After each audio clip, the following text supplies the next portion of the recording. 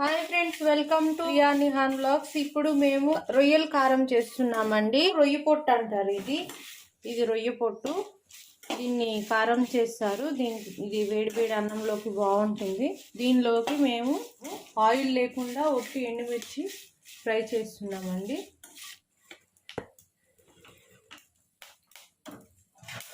మిర్చి ఫ్రై అయింది. దాని మీద మళ్ళీ అదే కడాయిలో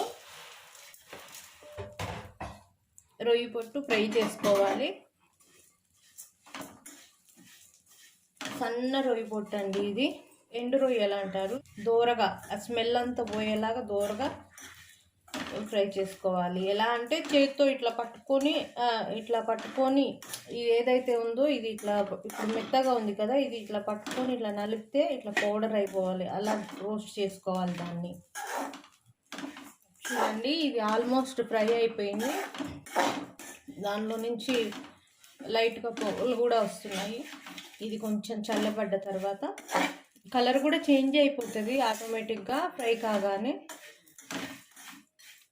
ఆనియన్స్ మనం డీప్ ఫ్రై చేసినప్పుడు ఎలా చేంజ్ అవుతుందో అలా అవుతుంది.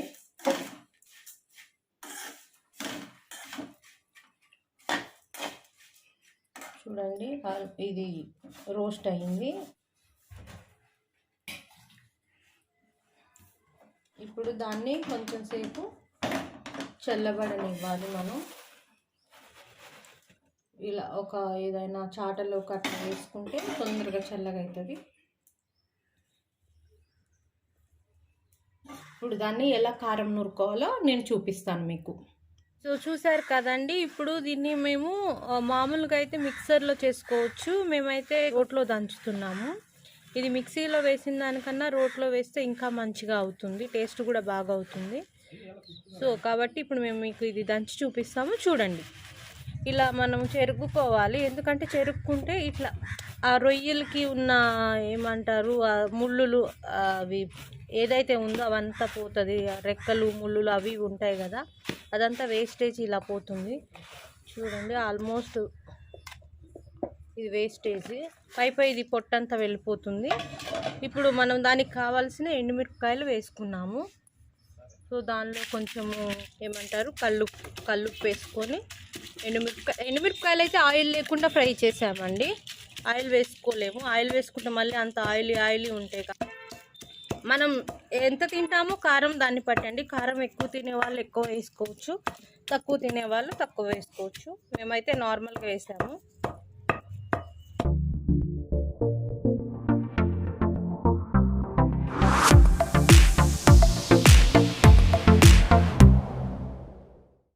బాగా పొడి అయ్యింది. మీకు దగ్గరగా చూపిస్తాను. చూడండి, కారం అంతా బాగా పొడి అయిపోయింది.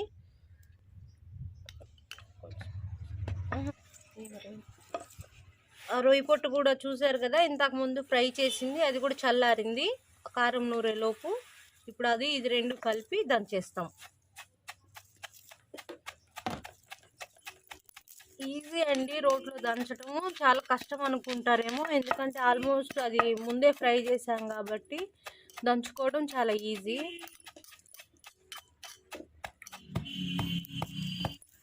పొడి అయిపోయింది, చాలా వరకు పొడి అయిపోయింది. ఇప్పుడు మేము ఎల్లిపాయలు వేస్తున్నాము.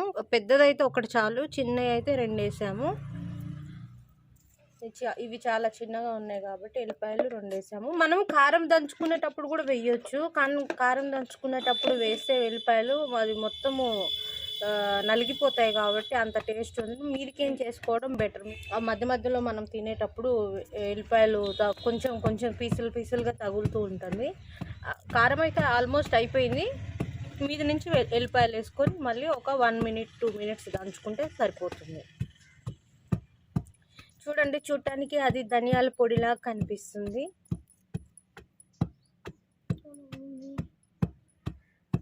ఇలా మీకు నూరుకోవడం ఇబ్బంది అనిపించిన వాళ్ళు ఫస్ట్ ఎల్లిపాయలు పచ్చిగా నూరుకొని పక్కన పెట్టుకోవచ్చు. అలా పక్కన పెట్టుకొని కూడా ఇందులో కలిపేసుకోవచ్చు. కాకపోతే ఇందులో వేసి నూరుకుంటే ఆ టేస్ట్ వేరుంటుంది. దీనికి బాగా కారం పట్టుకుంటుంది కాబట్టి వేరుంటుంది.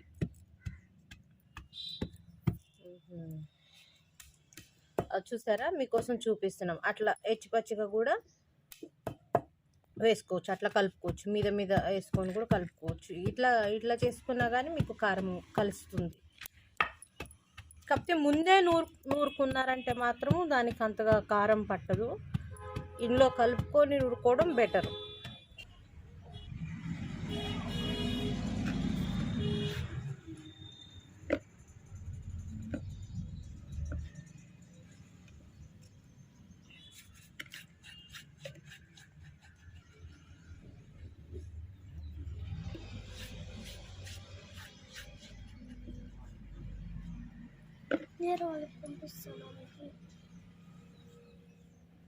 చూసారు కదా, ఇది ఈ రొయ్య పొట్టు కారం, వెల్లిపాయలు, ఎండుమిరపకాయలు, రొయ్యలు 3 కలిపి ఫ్రై చేసి దంచిన రొయ్య పొట్టు కారం. ఉప్పు మనకు సరిపడంత వేసుకోవాలి. కారం కూడా మీరు తినేదాన్ని బట్టి వేసుకోవాలి. ఎక్కువ కావాలనుకుంటే ఎక్కువ వేసుకోవచ్చు, మీకు తగినంత కారం వేసుకొని చేసుకోవచ్చు. దీన్ని వేడివేడి అన్నంలోకి అయితే చాలా బాగుంటుంది. చల్లన్నంలోకి కూడా బాగుంటుంది. కొంతమంది ఇడ్లీలో కూడా తింటారు. సో ఇడ్లీలో మేమైతే చాలా తక్కువ తినేది, మాకు అంత టేస్ట్ అనిపించదు. సో ఇది అన్నంలోకి అయితే బాగుంటుంది. ఇది అన్నము పలుకుగా ఉన్న బాగుంటుంది, మెత్తగా చేసుకొని తిన్నా కూడా బాగుంటుంది, చాలా బాగుంటుంది. ఎప్పుడైనా మీకు నోరు చప్పబడ్డట్లు అట్లా అనిపిస్తే ఇలా చేసుకొని మీరు టేస్ట్ చూడండి. ఒకసారి టేస్ట్ చేసి చూడండి, మీకే అర్థమవుతుంది. కారం కారంగా ఏదైనా తినాలనిపించినప్పుడు ఇలా అన్నము, మిగిలిపోయిన అన్నం ఉన్నా లేకపోతే వేడి అన్నం ఉన్నా కూడా ఇలా ట్రై చేస్తే మంచిగా ఉంటుంది. సో చూసారు కదా ఈ రెసిపీ. మళ్ళీ ఇంకొక రెసిపీతో మళ్ళీ కలుద్దాం.